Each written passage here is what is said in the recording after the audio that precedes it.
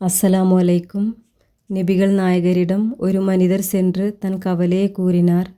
நபியே, என் தரித்திரம் விலக நான் என்ன செய்வது என்று நபியை பார்த்து கேட்டார். அதுக்கு தரித்திரம் விலக நபிகள் நாயகம் கூறிய 3 விஷயங்கள். 1. வீட்டில் நுழையும் போது ஆட்கள் இருந்தாலும் இல்லை என்றாலும் அஸ்ஸலாமு அலைக்கும் கூற வேண்டும்.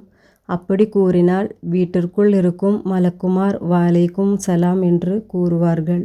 2. என்னுடைய பெயரில் ஸல்லல்லாஹு அலா முஹம்மது ஸல்லல்லாஹு அலைஹி வஸல்லம் என்ற சொலாத்து சொல்ல வேண்டும் என்று கூறினார். 3. சூரத்துல் இஹ்லாஸ் ஓத வேண்டும். அஊது பில்லாஹி மினஷ் ஷைத்வானிர் ரஜீம். பிஸ்மில்லாஹிர் ரஹ்மானிர் ரஹீம். குல் ஹுவல்லாஹு அஹத் அல்லாஹு ஸமத் லம் யலித் வலம் யூலது வலம் யகுன் லஹு குஃபுவன் அஹத் என்று இவ்வாறு முஹம்மது நபி முஸ்தபா ஸல்லல்லாஹு அலைஹி வஸல்லம் அந்த மனிதரிடம் கூறினார்.